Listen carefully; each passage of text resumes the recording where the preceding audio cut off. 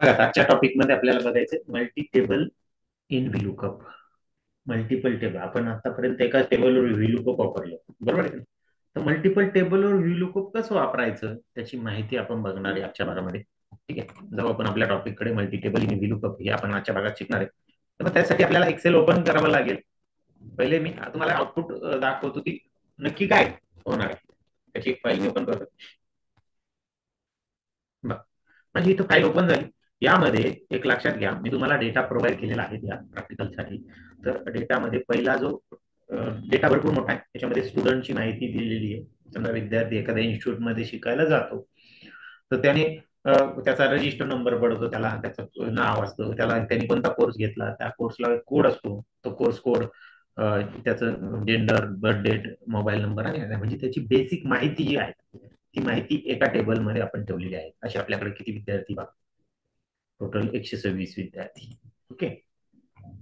त्यानंतर second table जो आहे तो फीचा टेबल आहे. त्याच्यामध्ये फक्त फीची माहिती. बरं आता मला सांगा, एखाद्या विद्यार्थ्यांनी फी एखाद्या कोर्सला ऍडमिशन घेतलं, 12,000 फी. प्रत्येक विद्यार्थी 12 भरतो का? नाही, तो इन्स्टॉलमेंट मध्ये भरतो. म्हणजे फीच्या टेबलमध्ये आपले जे 126 विद्यार्थी, किती विद्यार्थी होते आपले?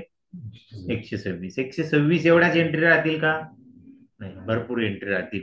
काही 2 इन्स्टॉलमेंट मध्ये भरतील, काही 3 भरतील, काही अजून पेड केलेली नसेल. असे टोटल 206 रेकॉर्ड्स याच्यामध्ये. बरं, या फीच्या टेबलमध्ये काय आहे लक्षात घ्या, की फक्त त्याचा कोणत्या विद्यार्थ्यांनी भरली त्याचा रजिस्टर नंबर, त्याचं नाव नाही घेतले, फक्त रजिस्टर नंबर घेतला, त्याची पावतीचा नंबर, पावती, तारीख आणि अमाऊंट, किती भरली त्याने त्या तारखेला. आता तुम्ही जर इथं उदाहरण बघाल तर माझ्या मते बघा, हा 9 नंबर रजिस्टर नंबर, याने 2 पावत्या इथं भरलेल्या, एक 21/3 आणि एक 5 आहे का नाही. बघा इथं 13 नंबर आहे, यांनी 2 पावत्या याच्या, एक 21/3 आणि एक 5. बरोबर आहे का नाही? अशा पद्धतीने ते फीज त्या विद्यार्थ्यांनी भरलेली. आणि तिसरा जो आहे तो कोर्स इन्फो. बघा याच्यात कुठं कोर्सचं नाव आहे का? नाही. या स्टुडंट इन्फो मध्ये कुठं कोर्सचं नाव आहे का? नाही, तिथं फक्त कोर्स कोड आहे. काय? Course code. त्याने कोर्स कोणता सिलेक्ट केला एवढा कोड आहे. बरोबर.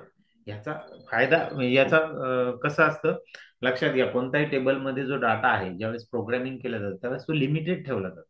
डेटा जर सगळीकडे कोर्सचं नाव घेत बसला तर तो डेटाची साईज वाढते. बघा इथं कोर्स टेबलमध्ये 3च कोर्स आहे. या इन्स्टिट्यूटमध्ये 3च कोर्स आहे जे तुम्हाला शिकवलं जातं, ते MSc IT, टॅली आणि ऍडव्हान्स एक्सेल. आणि त्या कोर्स बद्दल माहिती आपल्याला इथे दिली, त्याचा कोर्स कोड काय, त्याचं नाव काय, त्याचं ड्युरेशन काय, त्याची टोटल फी किती आहे, बरोबर. आणि त्याचं पूर्ण नाव, फुल नेम पण आपल्याला इथं दिलेलं आहे. मग तुम्हाला ज्या ठिकाणी ते फुल नेम घ्यायचं तिथं तुम्ही घेऊ शकता. ठीक आहे, तर असा डेटा आपल्याकडे इथं आहे.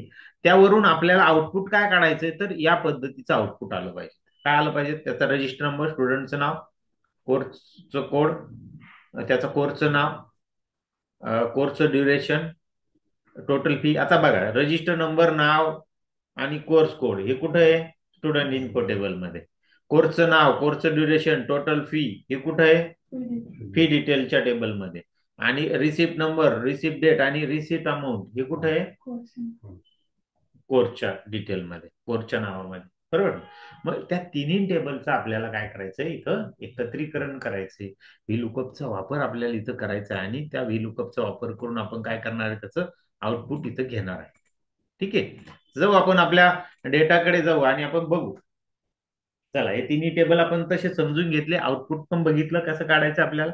मग आता माझ्याकडे हे तिन्ही टेबल आहे तुमच्या रेफरन्स मटेरियलमध्ये. मी आउटपुटकडे जातो. पहिलं, हा जो पहिला कॉलम आहे हा सध्या सोडून द्या, तुम्हाला इथून पुढे आपल्याला पुढच्या प्रॅक्टिकलसाठी तुम्हाला वापरावा लागणार, कारण की हीच फाईल तुम्हाला पुढच्या फाईल प्रॅक्टिकलसाठी असणार आहे, लक्षात घ्या. ओके.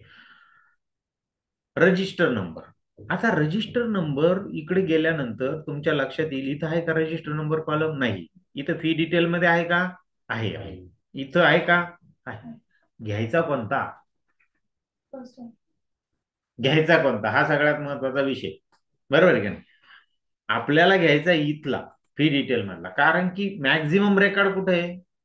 इथं. बरोबर. लुकअप व्हॅल्यू साठी हा आपल्याला इथं घ्यायचा. बरं. आउटपुट टेबलमध्ये. कारण की मला सांगा, सगळ्या फीच्या पावत्यांच्या समोर त्याचं नाव, त्याची टोटल फी, हे सगळ्या गोष्टी आल्या पाहिजेत का नाही आपल्याला? बरोबर. कारण की पुढे जाऊन पुढच्या प्रॅक्टिकलमध्ये डायनॅमिक व्हीलूकअप आपल्याला शिकायचे. त्याच्यामध्ये आपल्याला एक तो एक टेबल काढून देणार, यांनी किती किती फी भरली एका जागेवर तुम्हाला आणून देणार तो, त्याची किती फी बाकी राहिली, आउटस्टँडिंग किती आहे, हे पण तो काढून देणार आहे आपल्याला एक्सेल. बरोबर. त्यासाठी सगळ्या फीच्या डिटेल तिथं आल्या पाहिजेत. मग बरं, आता इथं मला लक्षात घ्या, आपण व्ही लुकअपला आपली अट काय आहे का, तो जो इंडेक्स कॉलम असतो तो युनिक पाहिजेत. मला सांगा, फी डिटेल मध्ये युनिक आहे का?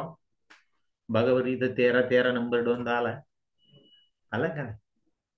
आपल्याला हा कॉलम व्हीलुकअपने पहिली महत्वाची गोष्ट आणायचाच नाहीये, तो डायरेक्टली इथं कॉपी करायचा आहे, घ्यायचा आहे. मग तुम्ही डायरेक्ट असं इक्वल टू त्या सेल ऍड्रेसला क्लिक करू शकता. फी डिटेलच्या इथं रजिस्टर नंबरला क्लिक करा, एंटर द्या, आला तिथं, आणि याला खाली ड्रॅग करा. 200 काहीतरी रेकॉर्ड आहे तिथपर्यंत ड्रॅग करा. 206, बर. हे बघा 206 मी इथपर्यंत आलो. हे बाकीचं डिलीट करून टाकतो. आलं माझ्याकडे. बघ इथं काय हा रजिस्टर नंबर सिक्वेन्सली नाहीये, हा टेबल जो लावून दिलेला आपल्याला तो फी रिसिप्ट नंबर वाईज लावून दिलेला आहे. याच्यामध्ये डाटा कसा सेव्ह होणार, जसा विद्यार्थी येईल तशी एंट्री होईल, तशी नवीन रिसिप्ट नंबर पडेल, तारीख पडेल आणि अमाऊंट. याच्यामध्ये सिक्वेन्स रजिस्टर नंबर नुसार नसणार, या स्टुडंट इन्फो मध्ये रजिस्टर नंबर नुसार असणार. ओके, ठीक आहे.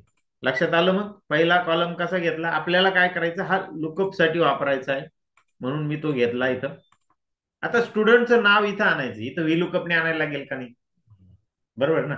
कुठे, कोणत्या टेबलमध्ये येते? स्टुडंट इन्फो मध्ये. किती नंबरला आहे? 2 नंबर. आपण काय करू, आता एवढे टेबल आपल्याला हँडल करायचे ना, त्याच्या ऐवजी आपण त्याला नावं देऊन घेऊ ना तिथं डायरेक्टली. त्याला काय करू, नाव. बघा स्टुडंट इन्फो मध्ये जातो मी, हा टेबल सिलेक्ट करतो, माहितीये ना नेम रेट द्यायचं. बघा टेबल पूर्ण सिलेक्ट केला, सिलेक्ट करून इथं फक्त काय करायचं, नाव द्यायचं. STUD info. Okay, enter. बर, तेवढ्या रेंजला नाव दिलं गेलं. ओके, फी डिटेल मध्ये मला नाव द्यायचे, मग मी पहिले इथून नाव देतो. फी डिटेल इथून, ऍक्च्युली मला फी डिटेल, कारण की रजिस्टर नंबरचा जो लुकअप कॉलम बघणार तो इथला बघणार आहे, आपण फी डिटेल मधला बघणार नाही, आपण इथला घेतो मी. बघा एवढ्याच टेबलला मी नाव देतो त्याला, कारण की माझा युनिक जो कॉलम आहे तो कोणता आहे, हा आहे, रिसिप्ट नंबर आहे. इथं आहे का युनिक? बघा इथं डबल डबल आलं, म्हणजे मला हा वापरता येणार आहे का व्हीलुकअप मध्ये? नाही, बिलकुल नाही. मी याला फी असं नाव देतो, फक्त फी नाव देतो. चालेल, एंटर. ओके, त्यानंतर कोर्स इन्फो. कोर्स इन्फो मध्ये गेलो, तो टेबल सिलेक्ट केला आणि त्याला कोर्स असं नाव देतो. म्हणजे आता मला तिकडे सिलेक्शनला जाण्याची गरज नाही पडणार ना. लक्षात आलं. आता आपण काय केलं, प्रत्येक टेबलला एक एक नाव देऊन टाकलं सिलेक्ट करून.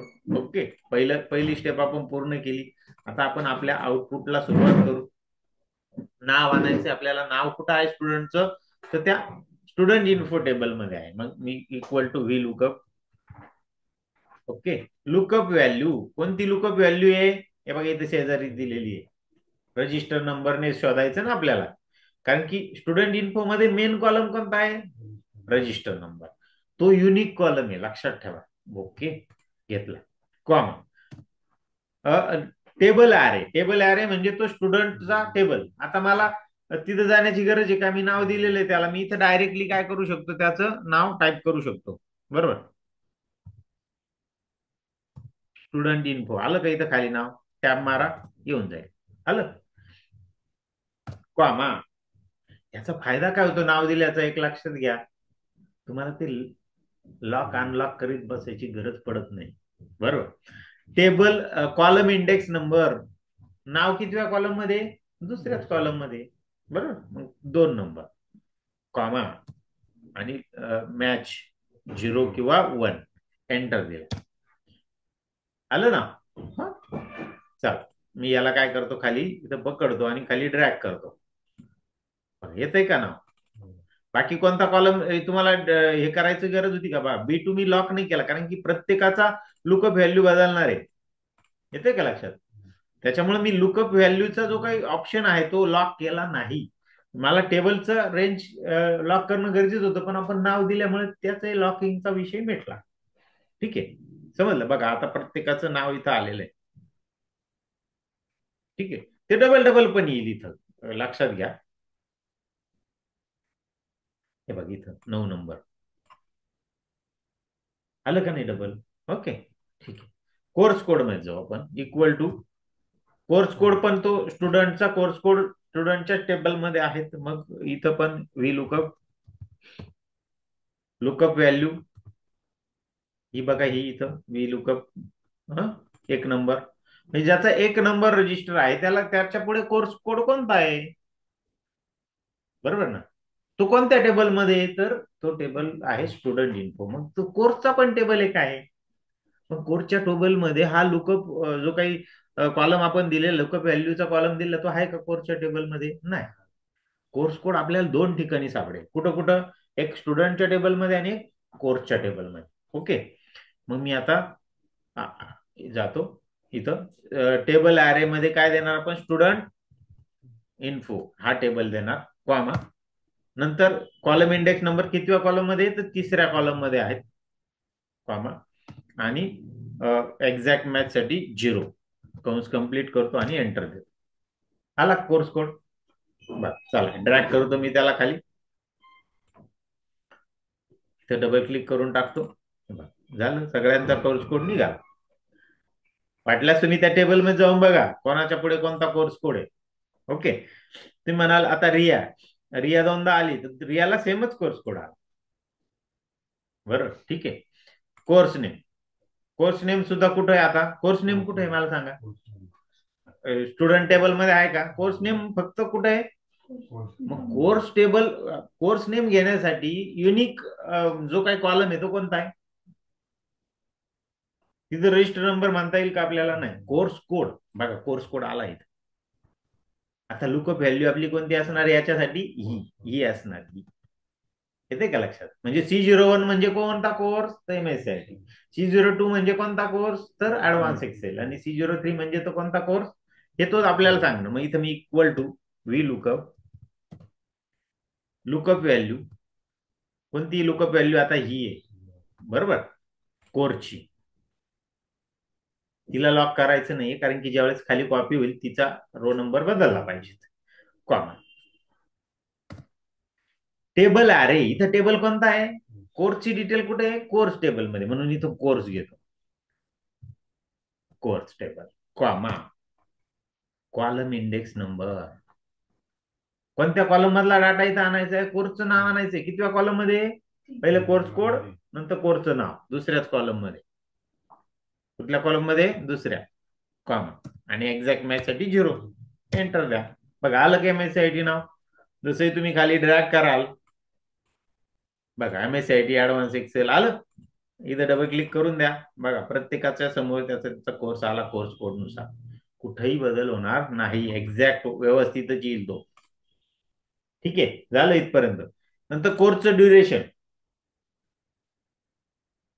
कुठे आहे कोर्सचं ड्युरेशन? साहजिक कोर्स टेबलमध्येच आहे, म्हणून मी तिथूनच घेणार, equal to V lookup, lookup value कोणती? इथं शेजारीच आहे बघा, लुकअप व्हॅल्यू आहे ना, कोर्स कोड ही व्हॅल्यू, कॉमा, टेबल आहे. टेबल कोणत्या टेबलमध्ये? तर कोर्स टेबलमध्ये.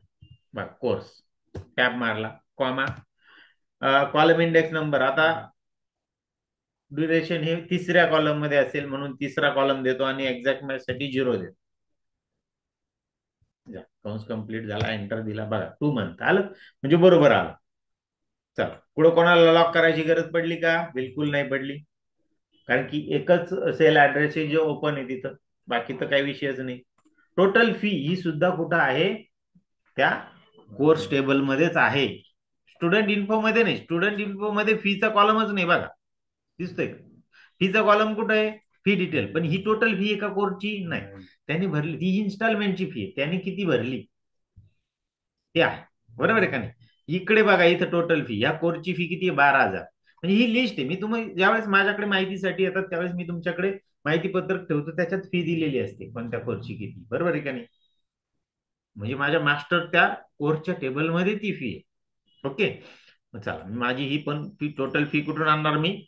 कोर्समधून. व्ही लुकअप, लुकअप व्हॅल्यू जी आहे ती कोर्स कोड, कारण की कोर्स मधून माहिती घ्यायची, course code, comma table array. Table array कोणता घ्यायचा? कोर्सचा टेबल आपल्याला घ्यायचा आहे, बरोबर, कॉमा. त्यानंतर टेबल कॉलम इंडेक्स नंबर कोणता घ्यायचा? कितवा नंबरला आहे कोर्स फी? तर चौथ्या नंबरला, चौथ्याला असेल, बरं ठीक आहे, कॉमा एक्झॅक्ट मॅच साठी 0. ओके, आली 12,000 फी. आली का 12,000? चला कॉपी करू आपण हिला. झाली कॉपी. 12,000, 14,000, 15,000. मी थोडा थोडा फरक ठेवलेला आहे. ओके, पुढे आता रिसिप्ट नंबर. रिसिप्ट नंबर ही जी व्हॅल्यू आहे ही मला इथं आणायची. कोणत्या टेबलमधून आणणार? बर, त्याला जो काही लुकअप व्हॅल्यू जी असेल ती कोणती ठेवणार आपण? काय ठेवायची? बघा, इकडे टेबलकडे जातो मी, फी टेबलकडे, बरोबर. लुकअप व्हॅल्यू कोणती? रजिस्टर नंबर राहील का रिसिप्ट नंबर राहील? कोणती राहील? बघा बरं, इथे या. कारण की लुकअप व्हॅल्यू तुम्हाला इथं इथं बघायची, इथं लक्षात ठेवा. इथं आहे का रिसिप्ट नंबर कुठं? मग कोणती व्हॅल्यू घ्यायची लुकअप? हा, इथं रिसिप्ट नंबर आहे का? नाहीये. मग रिसिप्ट नंबर लुकअप व्हॅल्यू येईल का? नाही येणार. बरं, मग काय येईल लुकअप व्हॅल्यू? रजिस्टर नंबर, असं तुम्ही म्हणता. आता मी जातो ह्या फी टेबलकडे. ह्या फी टेबलकडे रजिस्टर नंबर आहे ना? आहे. म्हणजे लुकअप ज्या व्हॅल्यूने लुकअप करायचं ती व्हॅल्यू त्या टेबलमध्ये असायला हवी, आहे. पण दुसरा रूल सांगतो, काय सांगतो? का ती व्हॅल्यू युनिक पाहिजे. युनिक आहे का इथं? इथं 13 13 डबल आले, इथं 9 9 डबल आले, आले का नाही? युनिक आहे का? पण तरी सुद्धा तुम्हाला इथं वापरता येणार आहे, कारण की तुमचा प्रत्येक वेळेस लुकअप कॉलम जो आहे तो वेगळा होणार आहे. पण आपल्याला काही गरज नाही, तिथून डायरेक्ट ती जशी तशी कॉल केली तरी चालणार आहे, कारण की त्याच टेबलचा डाटा आपण इकडे आणलाय. म्हणजे फक्त इक्वल टू आणि फी डिटेल मध्ये जाऊन फक्त तो रिसिप्ट नंबर इथं निवडला आणि एंटर दिला तरी चालणार आहे. त्याला लुकअप व्ही लुकअप वापरायची काही गरज नाही. वापरला तरी चालेल. तो कॉलम जरी युनिक नसला तरी तो बरोबर इकडे रिसिप्ट नंबर घेणार आहे, पण गरज नाही. कारण की जसाच्या तसा उचलायचा आहे, तो कॉपी केला असता तरी चालला असता इथं तो कॉलम. लक्षात घ्या. तो जसा जसा आपण रजिस्टर नंबर तिथून उचलला, तिथं आपण व्ही लुकअप वापरलं का? नाही, डायरेक्ट इक्वल टू ती सेल ऍड्रेस दिली, संपला विषय, लगेच तिथं सेल आला. आपल्याला कॉपी पेस्ट याच्यासाठी करायचं नाही का जसा डाटा वाढेल या फी मध्ये किंवा स्टुडंट मध्ये, तो ऑटोमॅटिकली या टेबलमध्ये अपडेट झाला पाहिजे. ओके, बर. आता रिसिप्ट डेट. रिसिप्ट डेट कुठे आहे? रिसिप्ट कॉलम मध्ये, आपल्या फीच्या डिटेलमध्ये. त्याला युनिक जो कोणता कॉलम आहे तो कोणता आहे? तर रिसिप्ट नंबर. कोणता आहे? म्हणजे लुकअप व्हॅल्यू कोणती येईल? Receipt number. तिथं रिसिप्ट नंबर डबल होणार नाही, लक्षात घ्या. फी डिटेल मध्ये बघा, एखादी रिसिप्ट अगोदर फाडल्या गेली ती इथं आली नाही, 3 4 पासून सुरू झाला, बरोबर. शेवटचा नंबर जो आहे इथं रिसिप्टचा तो आहे 205, बरोबर आहे का नाही? काही विद्यार्थ्यांनी भरलेली पण नसेल, असं पण असू शकतं, ठीक आहे. चला, मग आउटपुट टेबलमध्ये इथं रिसिप्ट नंबर कोणत्या कॉलमला आधारित आणायची? इथं रिसिप्ट नंबर, मग equal to V lookup. Lookup value, lookup value कोणती आहे? तर रिसिप्ट नंबर. बघा, receipt number, comma table array. Table कोणता वापरायचा याला? फीचा, म्हणून फी, कॉमा. हा, चुकलं इथं थोडस, ठीक. एडिट करतो मी पुन्हा याला. Okay, fee. त्याच्यानंतर कॉलम इंडेक्स नंबर कोणता घ्यायचा? कॉलम इंडेक्स नंबर कितव्या कॉलम मध्ये? रिसिप्ट डेट चौथ्या किंवा पाचव्या, ठीक आहे. आपण पहिले तिसऱ्या कॉलम मध्ये असेल, पण तिसऱ्या कॉलम मध्ये नाही म्हणता येणार. आपला जो डाटा आपण सिलेक्ट केला पहिल्या कॉलम पासून नाही सिलेक्ट केला, आपण दुसऱ्या कॉलम पासून सिलेक्ट केला, म्हणजे रिसिप्ट नंबर, डेट आणि अमाऊंट, आणि म्हणजे दुसरा कॉलम येतो 2. ओके, कॉमा आणि एक्झॅक्ट मॅच साठी 0, कंस कंप्लीट. आली का डेट? नाही आली. त्याचा तो नंबर मध्ये दिसलं, तिथं आपल्याला डेट फॉर्मॅट सेट करून घ्यावा लागेल. तिथं नंबर मध्ये जाऊन आपल्याला त्या कॉलमला डेट फॉर्मॅट सेट करावं लागेल. बघा, डेट आणि ओके म्हणा. अलीकडे येत आता. ओके, आणि मग आता याला खाली ड्रॅग करा.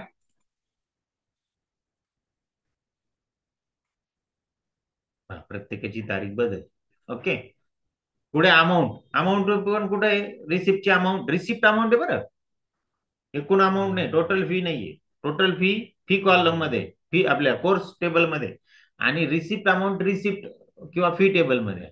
Equal to V lookup. Lookup value receipt number असेल, कॉमा, टेबल अरे कोणता, फीचा टेबल असेल, बरोबर, फी टेबल, कॉमा,